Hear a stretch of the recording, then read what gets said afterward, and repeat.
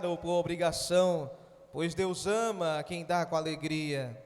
E Deus é poderoso para fazer que lhes seja acrescentada toda graça, para que em todas as coisas, em todo o tempo, tendo tudo o que é necessário, vocês transbordem em toda a boa obra. Amém. Podeis tomar assento aqueles que puderem.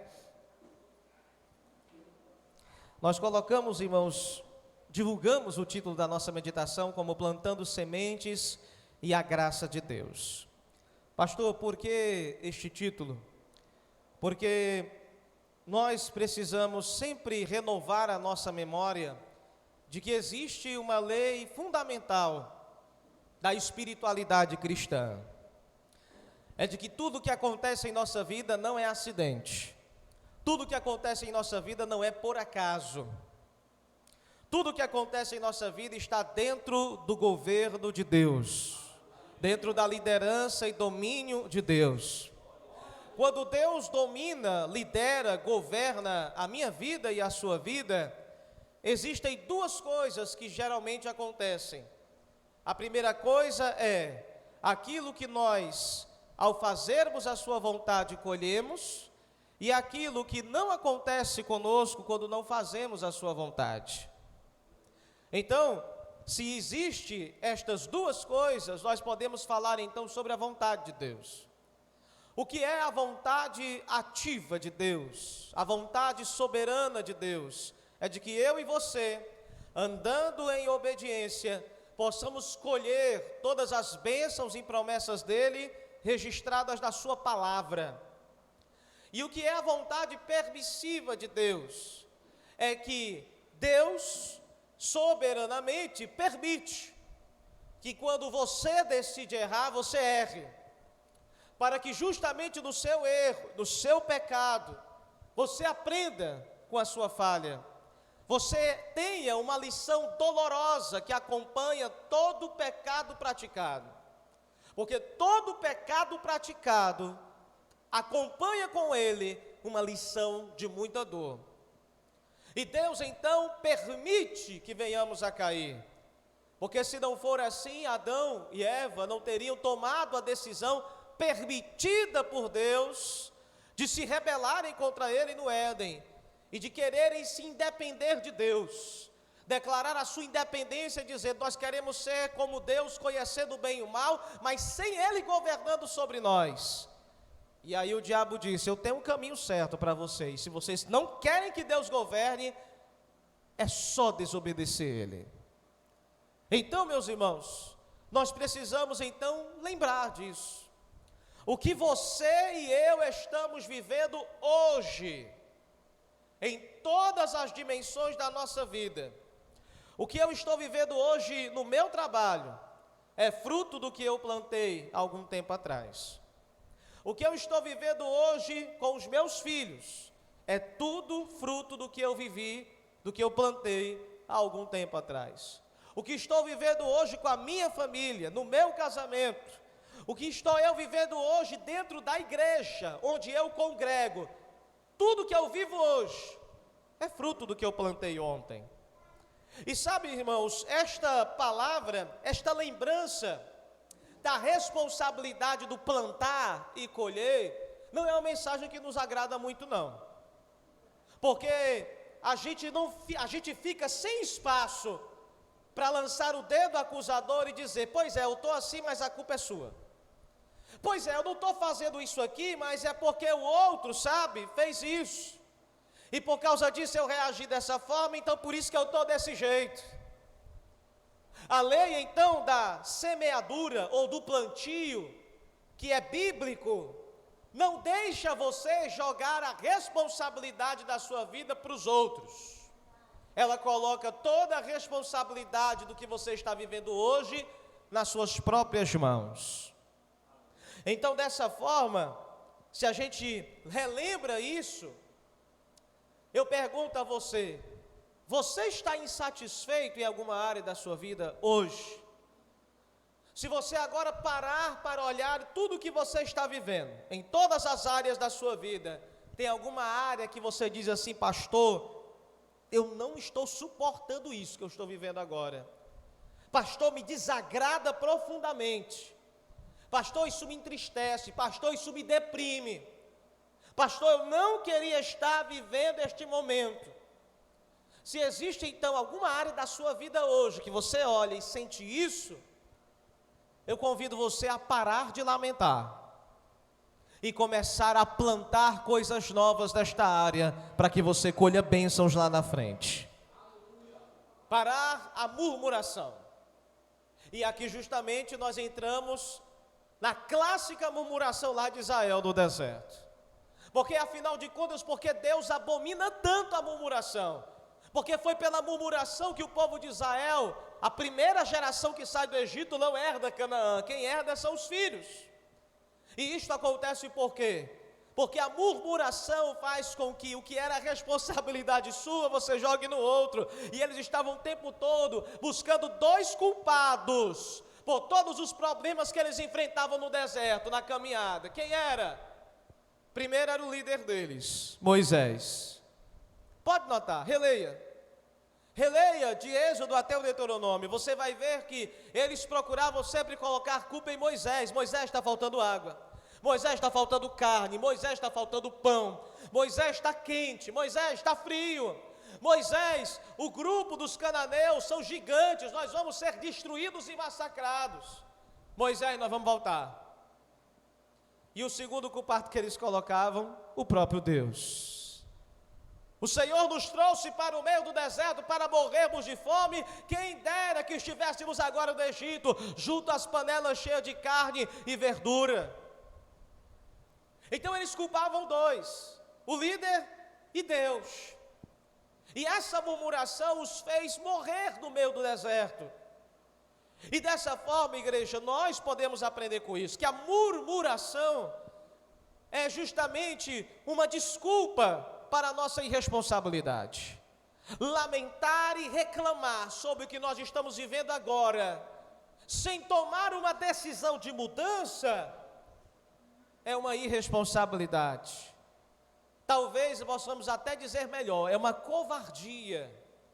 Porque eu e você, quando murmuramos, não queremos assumir a nossa própria culpa.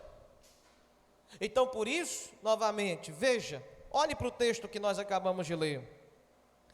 A primeira questão que ele fala é que uma lei que acompanha o plantio e a colheita é que o que nós fazemos é fruto da intensidade, da dedicação com que você ali presta atenção.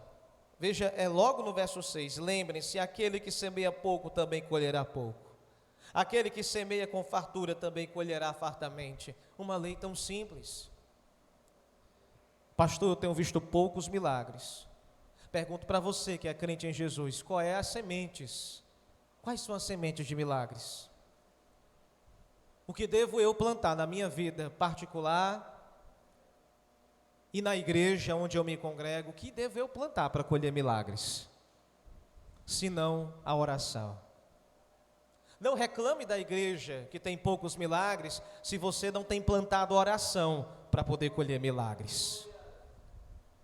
Mas se você está insatisfeito, dizendo, Deus, eu queria ver milagres, seja o primeiro a levantar os seus joelhos e começar a se dirigir ao jardim de oração, dobrar os joelhos e começar a semear com lágrimas, semear oração, semear intercessão, semear clamor, para ver os milagres acontecendo. Pastor, por que a oração é a semente do milagre? Porque o milagre é o sobrenatural. O milagre não tem a ver necessariamente com a organização, o esforço humano que eu e você podemos fazer. Limpar uma igreja dessa aqui, deixar arrumadinha, bonitinha as cadeiras aqui, ventilador ok, som ok, não é milagre. É natural. Faz parte do esforço humano. Deus não vai fazer isso aqui por nós não. Mas uma cura que os médicos já não podem mais nada fazer, isso é milagre. Porque você não pode mais fazer, o médico não pode fazer, o remédio, a medicina, a ciência já se limitou e não tem mais nada, é hora do sobrenatural. Quando você conversa com o Todo-Poderoso em oração, você está clamando ao sobrenatural. Por isso as sementes de oração são as sementes de milagres, porque é a semente do sobrenatural. Porque quando eu oro, eu declaro o meu atestado de insuficiência. A minha oração é o meu atestado de limitude humana. Eu sou limitado, eu sou fraco, eu sou pó, eu sou cinza. É por isso, Senhor, que eu estou orando ao Deus que tudo pode. Eu sou fraco, o Senhor é forte. Eu me canso, mas o meu Deus não se cansa e nem fadiga. Aleluia, Ele é o guarda de Israel, que não dormita. Aleluia. Então, se você está insatisfeito com poucos milagres, pare de colocar a culpa nos outros, dobre os seus joelhos e ore, plante oração para ver milagre. Se a intensidade do que plantamos é fruto do que a gente está agora colhendo nesse momento, então você expande isso para todas as outras áreas da igreja. Pastor, eu queria mais pessoas no culto. Que coisa boa, pastor, é ver uma igreja lotada em um culto. Eu só posso ver pessoas visitantes em cultos como o nosso, se eu me dispor a sair da minha casa e ir até esta pessoa e convidá-la. Ou criar uma amizade, uma convivência, uma conquista, que às vezes não é de um dia, não é 2, não é 3, 4 visitas. Às vezes a gente esquece, irmão, que uma vez que uma pessoa vem para um culto e doa 90 minutos do domingo dela, ela está quebrando o ciclo tradicional do domingo dela para ir para um local totalmente diferente, totalmente estranho.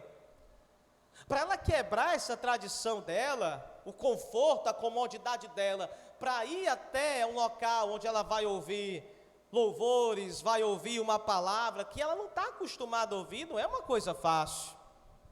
Tem uma guerra espiritual por detrás disso. De maneira tal que uma pessoa que vem aqui nos visitar é uma vitória tremenda, é fruto de uma batalha espiritual de dias, que sabe-se lá de meses. Mas eu sou responsável por cada pessoa que adentra nesta congregação. E eu podia, irmãos, agora exatamente aqui apontar para cada um de vocês, para que vocês mesmos se lembrem que os que estão aqui nessa noite são fruto de um que convidou o outro. Porque o diácono Marcílio convidou o diácono Mar para conhecer essa congregação. O diácono Mar convidou o irmão Leonardo para conhecer essa congregação. O diácono Mar convidou o irmão Alexandre para poder conhecer essa congregação. Zé Cláudio, o diácono Zé Cláudio, convidou o diácono Marcílio para conhecer essa congregação. Irmão Cristiano, foi uma bênção de Deus para poder convidar a diácono Edilson, irmã Rosália, para conhecer essa congregação. Lucas veio para essa congregação, convidado pela Bárbara. E comece a pensar aí, todos nós estamos interligados. Usando a linguagem da internet, todos nós estamos linkados aqui um com o outro. Como o irmão Leonardo falou muito bem aqui, às vezes pode acontecer de a gente que é mais novo na igreja não ter tanta intimidade com a maioria, mas nós estamos aqui ligados por uma ligação que vai muito além do que a gente imagina.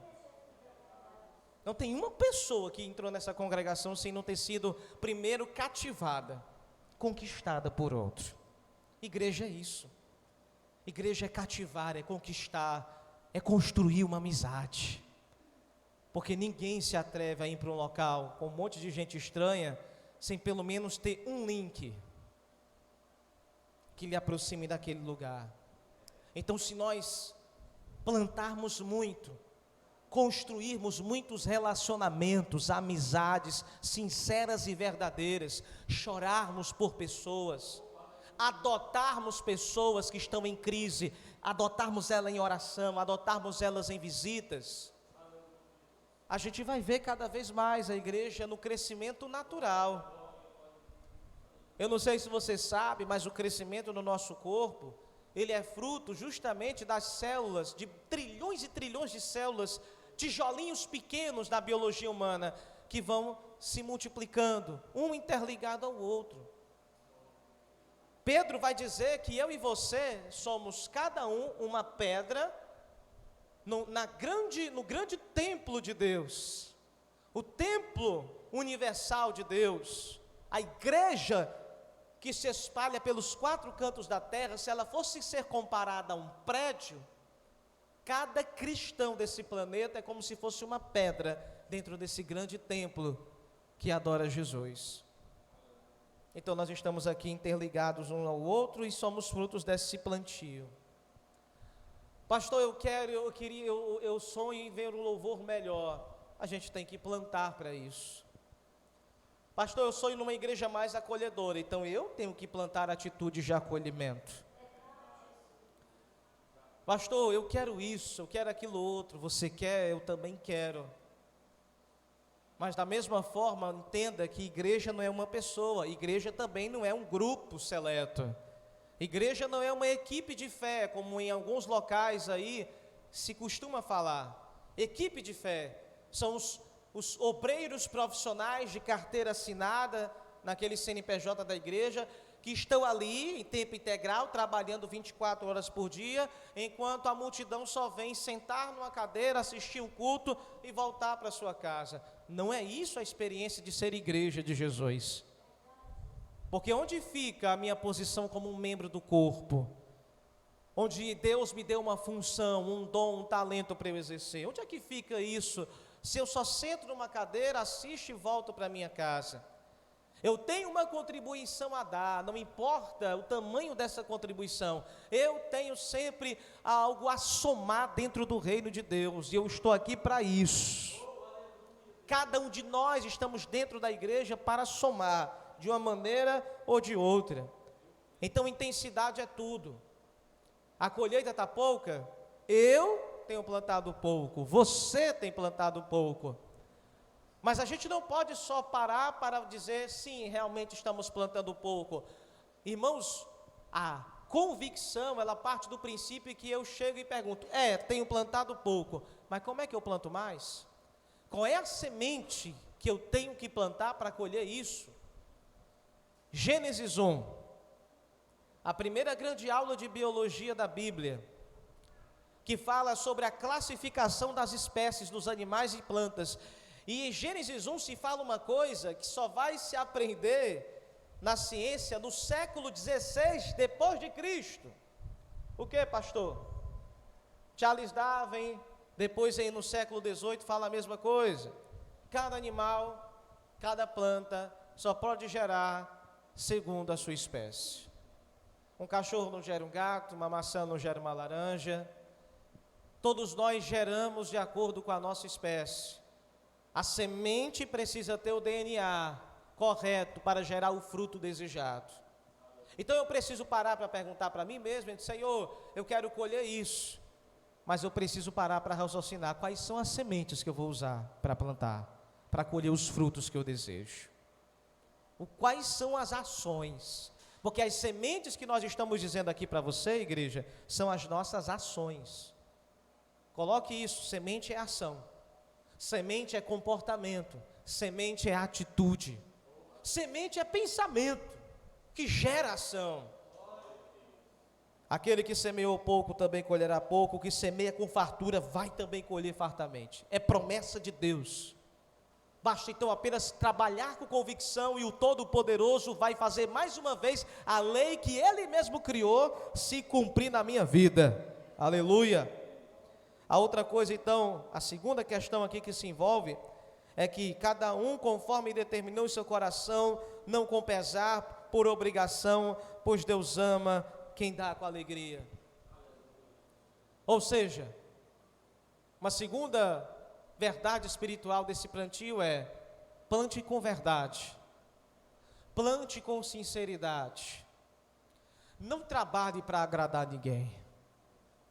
O apóstolo Paulo, na condição de líder, lá em 2 Coríntios também, ele diz assim, eu não julgo nenhum de vocês, nem tampouco julgo eu mesmo, pois há quem verdadeiramente me julgue, o Senhor e Salvador Jesus Cristo.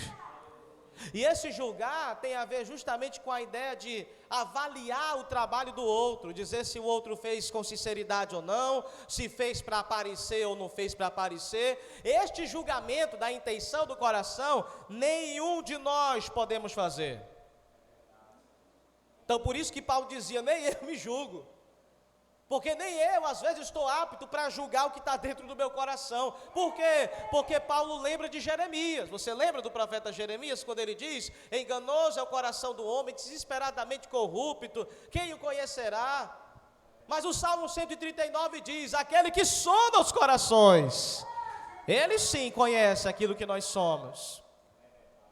E às vezes na posição de líder, o líder pode, muitas vezes, ser tentado a julgar o trabalho alheio, e o povo também pode ser tentado a julgar o trabalho do líder. Mas aí o que o apóstolo Paulo fala: não, eu não julgo vocês, nem tampouco julgo a mim. Há aquele que julgue todos nós, o qual é Jesus. Vamos deixar para Ele julgar as intenções de cada um de nós.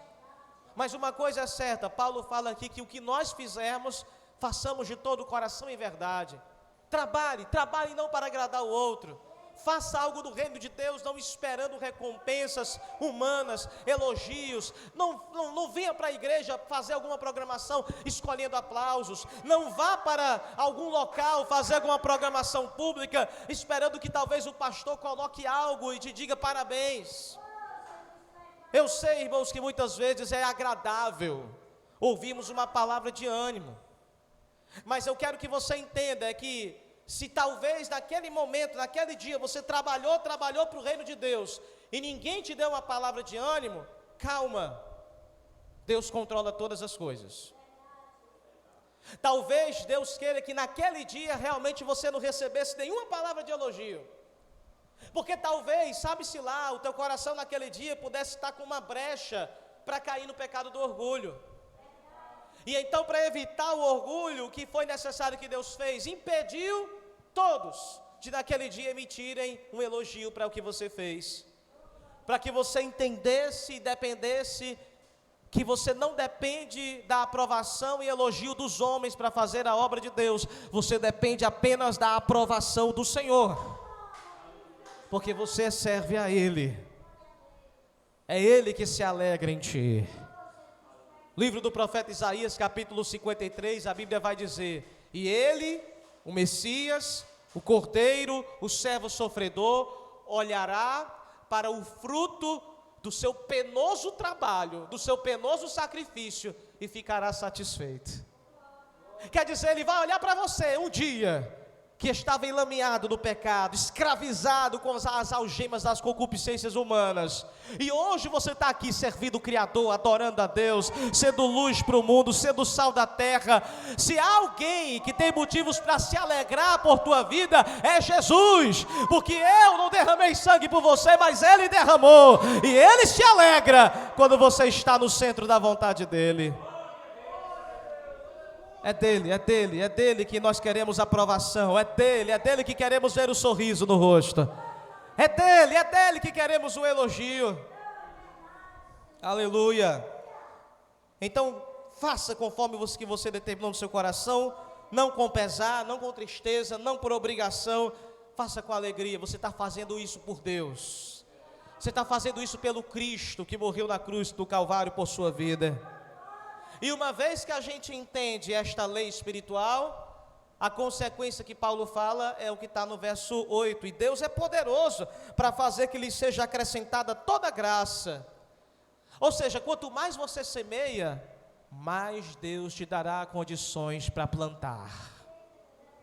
Queridos, a fartura espiritual, ela está ligada diretamente ao tanto que nós plantamos. Eu quero te lembrar, por exemplo, do dia que Jesus estava lá partindo pães e peixes. 2 multiplicações, vamos lembrar de uma. Um jovenzinho chega com uma cestinha, dizendo: o que vocês têm aí para a gente comer, para alimentar essas quase 7.000 pessoas? A gente só tem 5 pães e 2 peixes. Aí Jesus faz o quê? Divide as pessoas em grupos, levanta aquele cesto, dá graças ao céu, agora comecem a repartir. Nós não temos explicação lógica, física, nem a física quântica explica esse negócio, mas à medida que as pessoas partiam, o pão não se acabava. À medida que as pessoas repartiam o peixe não se acabava. Mas o que Deus claramente falou para mim e para você não precisa ser PhD em teologia para entender. Deus abençoa quanto mais nós repartirmos. Deus só multiplica na repartição. Deus não multiplicará a nossa sementeira. Deus não multiplicará a graça que já existe sobre nós se a gente não dividir essa graça com outras pessoas. Ou você sai para poder dividir essa graça com os outros, ou você vai passar anos e anos da sua vida sempre com o mesmo tantinho, sempre na mesma estatura espiritual, sempre parado no tempo, porque você divide pouco. Meus queridos, nós precisamos dividir. Quanto mais dividirmos, mais haverá graça. Está aqui, é bíblico. Deus é poderoso para que lhe seja acrescentado graça em todo o tempo, tendo tudo que é necessário e para vocês transbordarem toda boa obra.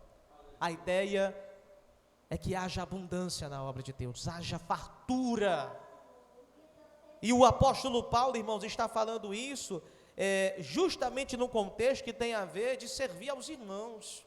Se você continuar lendo todo o capítulo 9, a ideia central é essa. Agora eu te convido para abrir a palavra de Deus lá em Eclesiastes 11:4. Eclesiastes capítulo 11, verso 4, onde a palavra de Deus vai nos dizer o seguinte. Eclesiastes 11, verso 4. Nós temos aí Salmos, Provérbios, está bem pertinho desses dois livros.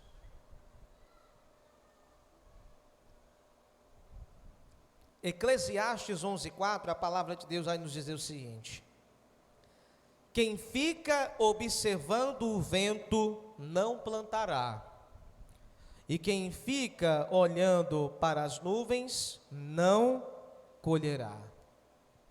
Agora, veja o versículo 6. Plante de manhã a sua semente, e mesmo ao entardecer, não deixe as suas mãos ficarem à toa, pois você não sabe o que acontecerá, se esta ou aquela produzirá, ou se as duas serão igualmente boas. Esse texto então nos fala de duas verdades espirituais. A primeira é: parado, ninguém produz nada. Fica olhando as nuvens passar, você não vai colher nada. Se nós não estamos colhendo, é porque estamos parados, ou então estamos plantando as sementes erradas. Mas ele também diz aqui, da mesma forma, que uma vez que você começar a plantar, seja perseverante. Não ache que apenas uma única forma de trabalho vai dar resultado. Ele diz: olha, planta essa semente, planta essa outra, continua plantando, porque talvez essa semente que você plantou aqui falhe, ela seque, não germine, não brote. Imagina só então, você só plantou isso aqui, deu problema, vai ficar sem fruto. Agora você planta aqui, planta acolá, e quanto mais diversidade de sementes plantadas, maior a chance de uma grande colheita. A nossa vida é a mesma coisa. Nós não podemos fazer um trabalho relaxado, onde apenas de uma única forma venhamos a servir a Deus. Olha, tem tanta necessidade no reino, tem tantas coisas que a sua mão pode ali ser estendida para abençoar, de maneira que não é só um trabalho, faça mais. Deus não vai querer que você faça além das suas forças ao ponto de você se destruir, não. Mas também Deus não quer que você seja negligente. Quando você percebe que talvez, poxa, esse horário aqui daria certo, dá para encaixar aqui alguma coisa para poder abençoar o reino de Deus, mas você prefere, não, eu já fiz aquilo, tá bom. Não, planta semente aqui, planta semente acolá, organiza a agenda da tua semana e tenta lançar mais sementes na obra de Deus, porque talvez uma ou outra, talvez não possa dar certo, e é isso que ele está falando aqui. E agora a última passagem para a gente poder encerrar, livro do profeta Ageu, Ageu capítulo de número 1, Ageu, você já está caminhando aí mais para o finalzinho do Novo Testamento. Ele é o penúltimo livro do Novo Testamento. Tem Ageu, Zacarias, Malaquias, tá? Ageu, capítulo 1, versículo de número 3. Ageu fica bem pertinho de Malaquias. Ageu, Zacarias, Malaquias. Ageu 1. E aí, essa leitura é mais longa, porque a gente vai ler do verso 3 ao 9, tá? E aqui fala sobre que as minhas sementes têm que ser o meu melhor. E é Deus que diz isso para nós. Se é para a eternidade, se é para Ele, não pode ser de qualquer jeito. A gente tem que se autodisciplinar para não relaxar, e sim sempre servir a Deus com excelência. Olha o verso 3, Ageu 1, 3. Por isso a palavra do Senhor veio novamente por meio do profeta Ageu. Acaso é tempo de vocês morarem em casas de fino acabamento, enquanto a minha casa continua destruída? Olha aí. Olha aí. Ele está perguntando sobre o teu pessoal. Ei, a tua casa é bonita? A tua casa tu está se dedicando, está fazendo melhor a ela? Ok. E para Deus? E para o templo de Deus? É bom lembrar, irmãos, sempre que vocês já sabem que esta casa de oração aqui não é o templo é você. O templo do Espírito Santo é você. Mas não custa dizer que uma vez que o local que a gente consagra para cultuar a Deus, podemos dizer, sem heresia bíblica, que isso aqui é uma casa de oração, a gente não pode permitir que esse local de culto seja menos cuidado do que a nossa própria casa. Eu acho que isso é bem óbvio. Veja o versículo 5. Agora assim diz o Senhor dos Exércitos: vejam onde os seus caminhos os levaram. Verso 6. Vocês têm plantado muito e colhido pouco. Vocês comem, mas não se fartam. Bebem, mas não se satisfazem. Vestem-se, mas não se aquecem. Aquele que recebe salário, recebe-o para colocá-lo numa bolsa furada.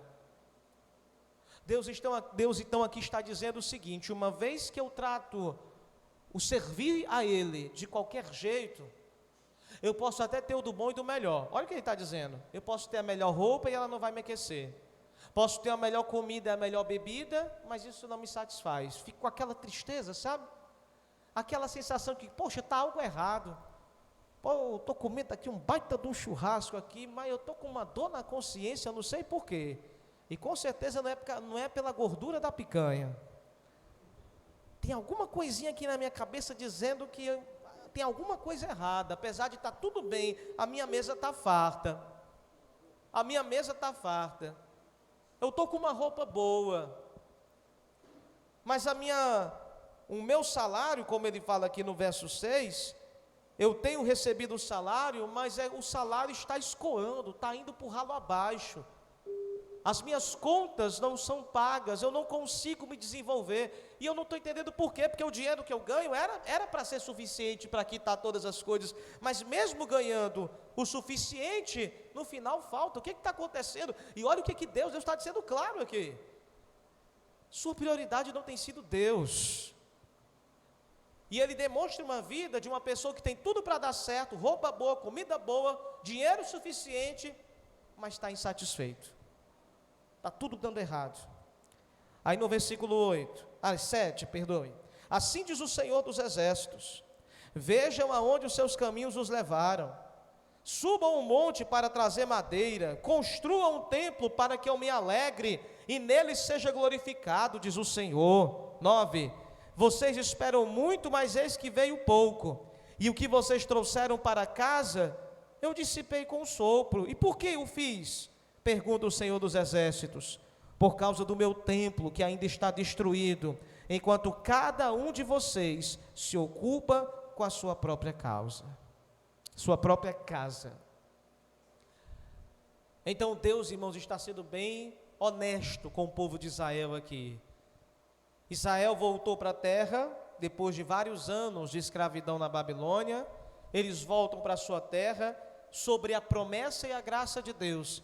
E a primeira coisa que eles deviam fazer era restaurar o templo.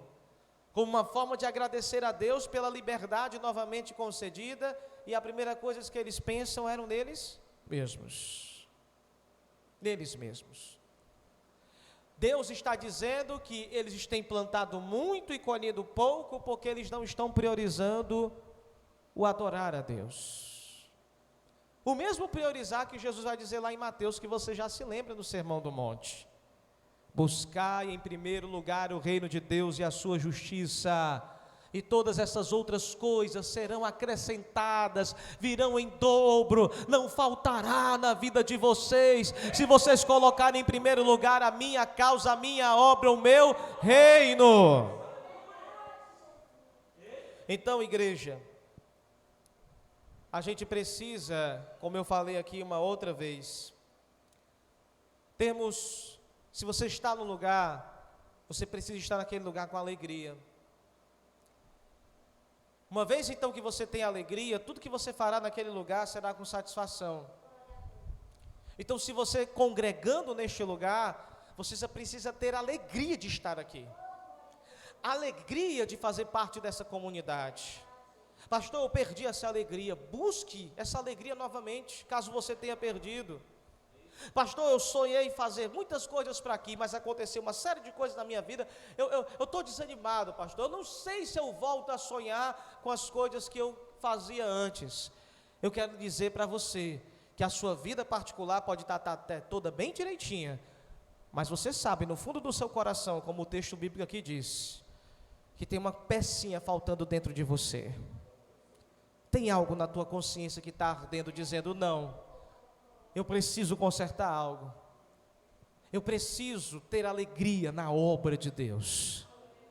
A obra de Deus é lidar com pessoas, é lidar com gente cheia de defeitos, é o lavar os pés do pé do outro que está cheio de sujeira, como Jesus ensinou no lava-pés antes da Santa Ceia.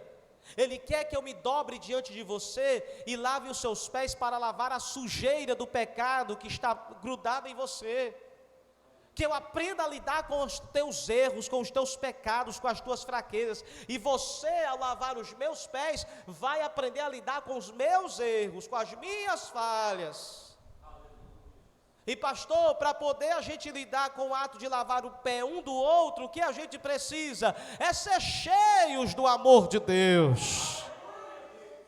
Porque Jesus reivindica isso, dizendo, nisto conhecerão o mundo, que vocês são os meus discípulos. Está lá em João 14, João 15, que vocês são os meus discípulos se vocês tiverem amor. A base da igreja é amar para poder servir. Sem amor a gente não consegue servir a ninguém. Sem a gente se encher do amor de Deus, a gente não tem capacidade nenhuma para tolerar e suportar os erros, os defeitos, as falhas, as limitações do outro. Mas quando você dobra o joelho e ora, o Senhor enche o teu coração de amor. E diz, te levanta, aprende a amar.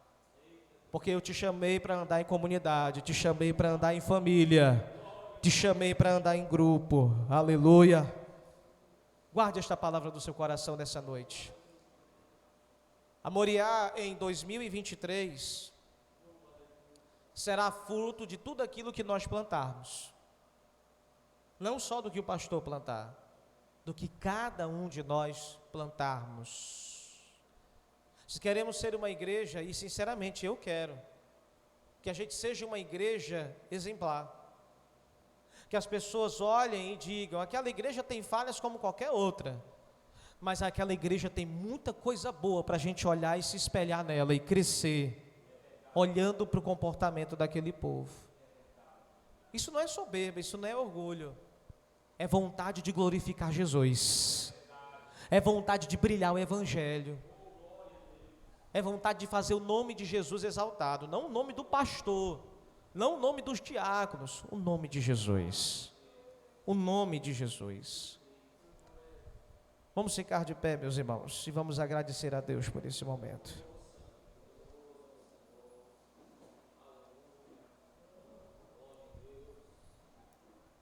Pai santo e amado Deus, Senhor de toda glória, quero eu, Senhor, te agradecer por esse momento, Pai, por tua palavra ministrada, E, meu Deus, pelas verdades do Senhor que hoje são colocadas em nosso coração, semeadas, plantadas como aqui nós lemos, ó Deus, que o Espírito Santo que dirigiu esta palavra, Senhor, trabalhe, meu Deus, cada verdade no coração do teu povo e nos faça sair daqui, Deus, refletindo sobre tudo aquilo que nós meditamos. Em nome de Jesus nós choramos. Abençoa a liderança, abençoa os diáconos desta congregação, abençoa os casais, os pais, mães, os filhos, os jovens, a todos que nós estamos aqui presentes, ó Deus. Em nome de Jesus, saiamos daqui dizendo: a responsabilidade é minha, a responsabilidade é minha, eu estou vivendo aquilo que eu plantei, e se eu quero viver melhor, a partir de hoje eu vou plantar melhor, em nome de Jesus. Ó Deus de Israel, encaminha-nos, ó Deus, para a maturidade espiritual, encaminha-nos para o propósito santo, Senhor, de que sem labuta, oração, clamor, trabalho, meu Deus, não colheremos jamais os frutos da Tua obra. Que o Senhor abençoe esta semana, Deus. Abençoe, meu Deus, os nossos cultos. Abençoe o culto terça-feira em São Gonçalo da Amarante. Abençoa o nosso culto de quinta-feira de doutrina aqui. Abençoa sábado, meu Deus, novamente o culto, meu Deus, em nossa missão em São Gonçalo. E que domingo, Senhor, mais uma vez estejamos aqui celebrando o Teu nome. Abençoa, meu Deus, cada grupo familiar que for realizado. Abençoa as orações feitas aqui sábado à noite, onde temos orado e clamado por milagres de Deus, orado e clamado por avivamento, orado e clamado para que o Senhor repare brechas, levante muros, restaure altares, ó Deus, na Tua obra. Eis-nos aqui, Senhor. Fala mais, Espírito Santo, fala aquilo que o pregador não conseguiu dizer. Fala, Senhor, e testemunha no coração de cada um. Despede-nos em paz, Senhor, para os nossos lares, pois é o que nós te pedimos e louvamos, em nome do Teu Filho amado Jesus. E que o amor de Deus, o nosso Pai, a graça de Cristo, Seu Filho, e a comunhão do Seu Santo Espírito repouse sobre o povo de Deus, para hoje e sempre. Amém. Uma salva de palmas a Jesus. Deus abençoe.